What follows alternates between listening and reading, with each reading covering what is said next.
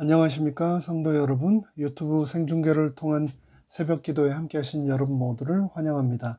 지난 밤도 평안하셨습니까? 저는 뉴욕 퀸즈 교회를 섬기는 문인정이라고 합니다.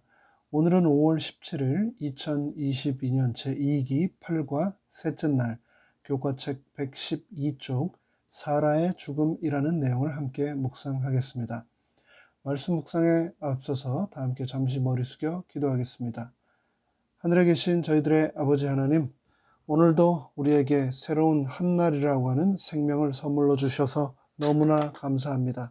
오늘 주신 이 삶을 통하여 아버지 하나님의 음성을 듣고 아버지 하나님의 뜻을 실현하기 위하여 최선을 다하는 우리 모두가 되게 하여 주시옵소서.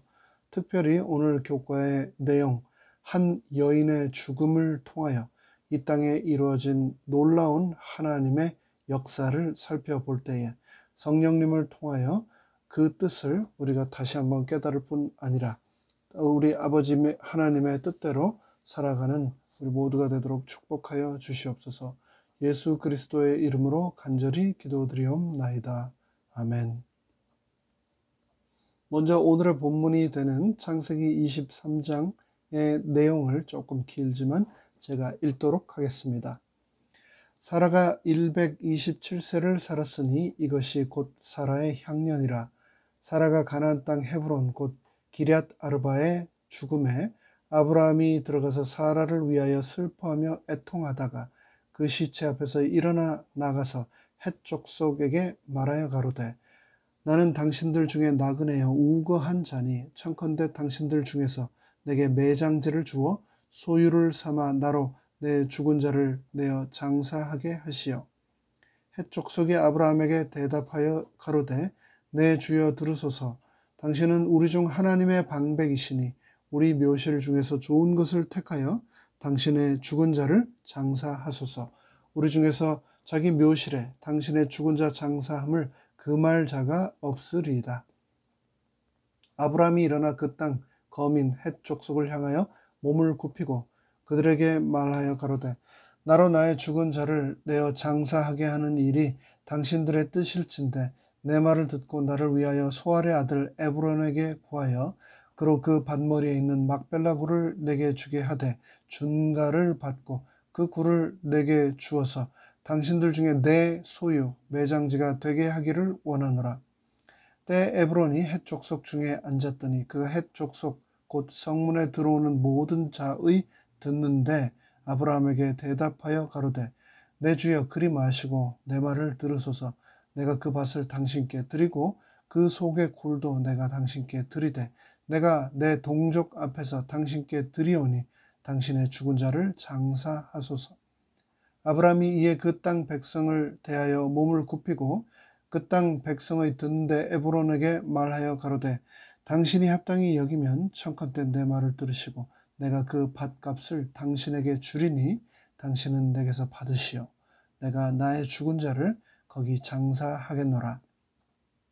에브론이 아브라함에게 대답하여 가로되 내 주여 내게 들으소서. 땅값은 은 400세겔이나 나와 당신 사이에 어찌 교개하리이까. 당신의 죽은 자를 장사하소서. 아브라함이 에브론의 말을 쫓아 에브론이 헷 족속에 듣는 데서 말한 대로 상고에 통용하는 은 400세겔을 달아 에브론에게 주었더니 마므레 앞 막벨라에 있는 에브론의 밭을 바꾸어 그 속의 굴과 그 사방에 둘린 수목을 다 성문에 들어온 헷 족속 앞에서 아브라함의 소유로 정한지라. 그 후에 아브라함이 그 아내 사라를 가나안 땅 마므레 앞 막벨라 밭 굴에 장사하였더라. 이와 같이 그 밭과 그 속의 굴을 헷 족속이 아브라함 소유 매장지로 정하였더라. 요즘 용물을 보느라 바깥 출입을 하다 보면 이전에 비하여 도리어 전반적으로 마스크를 착용한 사람들이 늘어나고 있음을 실감합니다.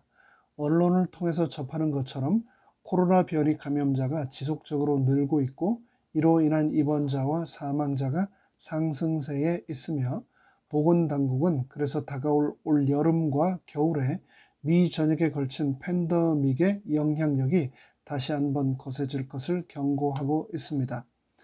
불과 두세 전만 하더라도 그 누구도 상상했지 못했던 이런 시절, 세상 모든 사람들이 마스크를 쓰고 거리를 두며 살아야만 하는 이런 팬데믹의 시대를 두고 어떤 이들은 말하기를 인류의 역사는 BC와 AC로 구분된다.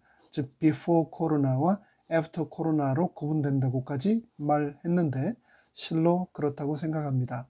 인류 역사에 예수 그리스도의 탄생 외에 이보다 더 전 세계적이고도 광범위하게 영향을 끼친 사건이 있을까 싶은 거죠. 그런데 세계적인 사건뿐 아니라 인간에게는 누구나 자기 인생의 전환점이 될 만한 큼지막한 사건들을 개인적으로 경험하곤 합니다. 흔한 경우로 한국 남자들은 복무의 경험을, 또 여자분들의 경우는 결혼이나 출산 같은 경험들이 그런 경우에 해당된다고 말하시는 경우들을 듣곤 했습니다. 그런데 오늘의 본문 창세기 23장에 등장하는 사라와 같은 경우에는 어떤 사건이 사라에게 그런 사건이었을까요? 사라는 창세기 11장 30절에 처음 등장합니다. 사라는 임신하지 못함으로 자식이 없었더라. 그녀는 임신하지 못해서 자식이 없는 여인으로 나옵니다. 그런데 사라의 인생을 사라를 향한 하나님의 부르심은 바로 열국의 어머니가 되는 것이었습니다. 그래서 창세기 17장 15절로 16절에서는 다음과 같은 말씀이 또 등장하지요.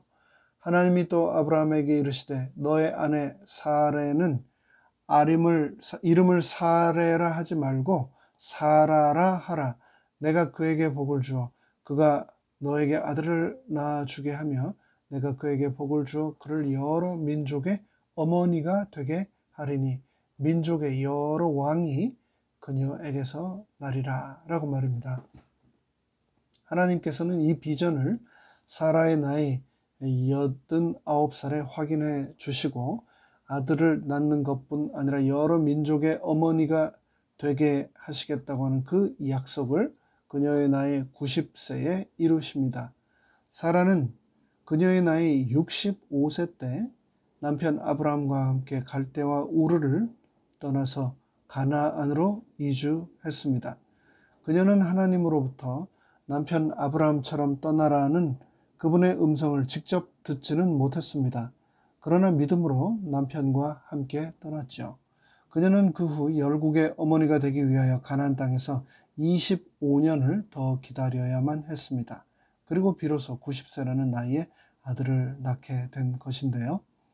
유대인의 전승을 기록한 미드라시라고 하는 책에 보면 사라가 살아있는 동안 하나님의 임재가 사라의 장막에 늘 있었고 집 문은 넓게 열려 있었으며 늘 유머가 넘치는 그런 삶을 살았다라고 기록합니다. 그러나 그 가정에 근심이 생겼습니다. 첩 하갈의 아들 이스마엘이 이삭을 놀리는 일이 벌어진 것입니다. 그래서 사라가 결국은 아브라함에게 창세기 21장 10절에서 다음과 같이 말합니다. 이 여종과 그 아들을 내쫓으라. 이 종의 아들은 내 아들 이삭과 함께 기업을 얻지 못하리라. 당시 풍습은 종이라도 장자를 낳으면 그 장자가 장자권을 상속하는 경우가 있었다고 합니다. 그런 실정 가운데서 이스마엘을 내쫓는 것은 쉬운 일이 아니었겠죠. 아브라함 또한 이로 인해 많은 근심을 하였을 것입니다. 그런 아브라함에게 하나님께서는 창세기 21장 12절에서 다음과 같이 말씀하십니다. 너의 아이나 너의 요종으로 말미암아 근심하지 말고 사라가 너에게 이른 말을 다 들어주어라.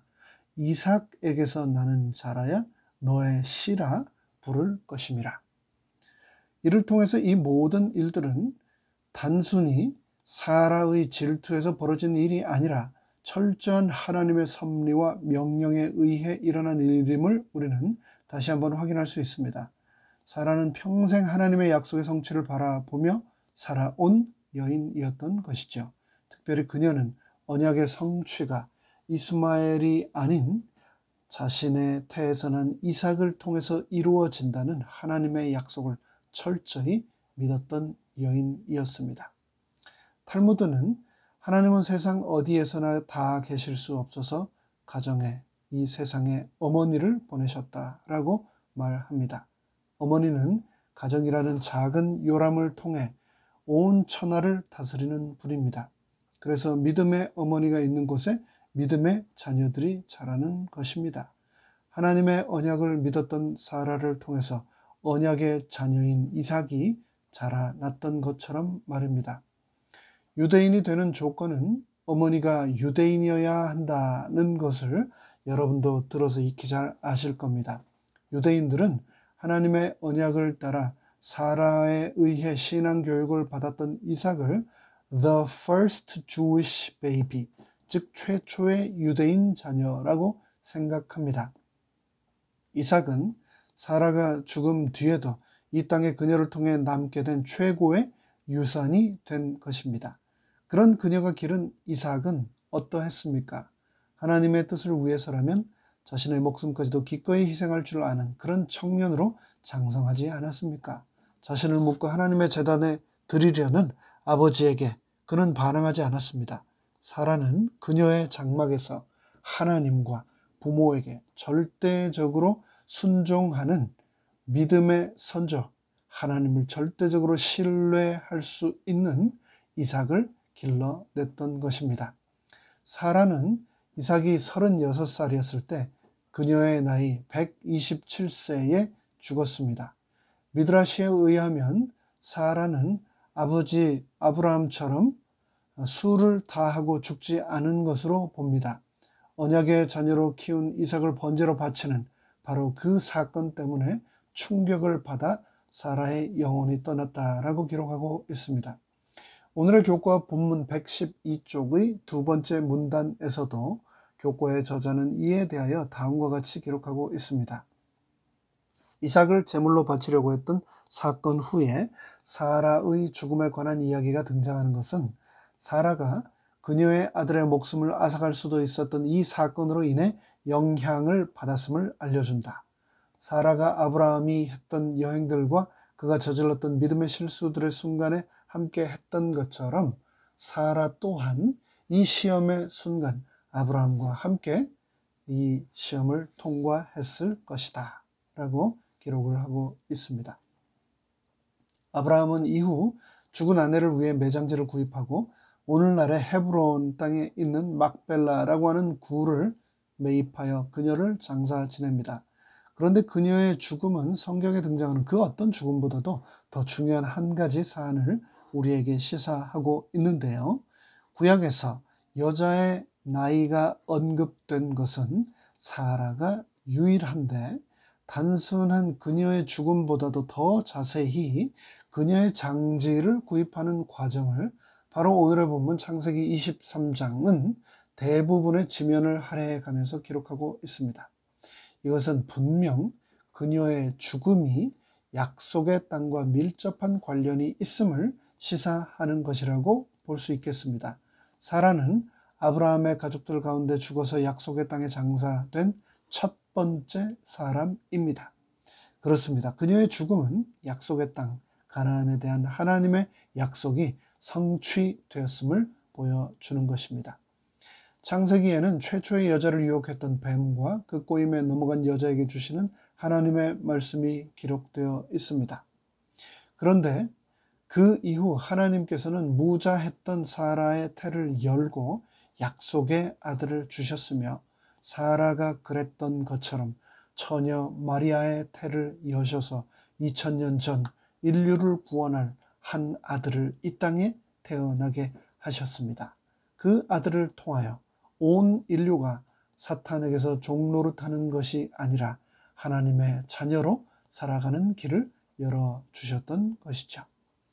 갈라디아서 4장 4절로 7절은 그래서 다음과 같이 말씀합니다. 때가 참에 하나님이 그 아들을 보내사 여자에게서 나게 하시고 율법 아래서 나게 하신 것은 율법 아래 있는 자들을 속량하시고 우리로 아들의 명분을 얻게 하려 하심이라. 너희가 아들임으로 하나님이 그 아들의 영을 우리 마음 가운데 보내사 아버지라 부르게 하셨느니라. 그러므로 내가 이후로는 종이 아니고 아들이니 아들이면 하나님으로 말미암아 유업을 받을 자니라. 하나님께서는 온 인류를 위해 언약의 세대를 일으키는 일을 사라의 일생을 통해 가장 먼저 시작하셨습니다. 아브라함을 부르신 하나님의 목적은 하나님의 언약이 이어지는 믿음의 가정을 세우는 것이었습니다. 그리고 그 일은 어머니인 사라를 통해서 구체적으로 실현되었습니다. 유대인들은 철저히 그들의 유대인으로서의 신앙을 자녀들에게 물려주는 데 성공했습니다. 그러나 오늘날을 살아가는 재림교회 안에서 재림 가정들은 이 사명에 얼마나 충실하며 나는 얼마나 성공을 이루며 살아가고 있는지 우리 스스로 우리의 가정을 되돌아보아야 할 것입니다. 복음을 열방에 전하는 선교적 사명 중요합니다. 그러나 그 무엇보다도 가장 중요한 사명은 바로 우리 신앙을 자녀들에게 물려주는 것이라는 것을 잊지 말아야 하겠습니다. 너무나도 많은 2022년 21세기 우리의 가정들이, 우리 가정의 이삭들이 포스트 모더니즘, 황금 만능주의, 세속주의, 진화론, 무신론 등의 현대 사조에 휩쓸려 떠내려가고 있습니다.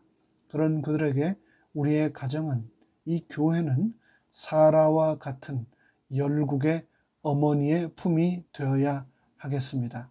하나님의 말씀에 따라 목숨까지 기꺼이 바칠 수 있는 자녀로 그들을 키워내기 위해 우리의 생명을 걸어야 할 것입니다. 한 사람이 평생을 살아가면서 가장 크게 말하는 때는 바로 그 사람의 죽음을 통해서라고 하지요. 사라는 그녀의 죽음을 통해서 우리가 가야 할 곳은 이 죄 많은 세상이 아니라 저 영원한 약속의 땅, 하늘 가나안임을 분명히 말했습니다. 그리고 그곳에 반드시 데리고 가야 할 사람이 바로 우리의 자녀들이라고 말하고 있습니다.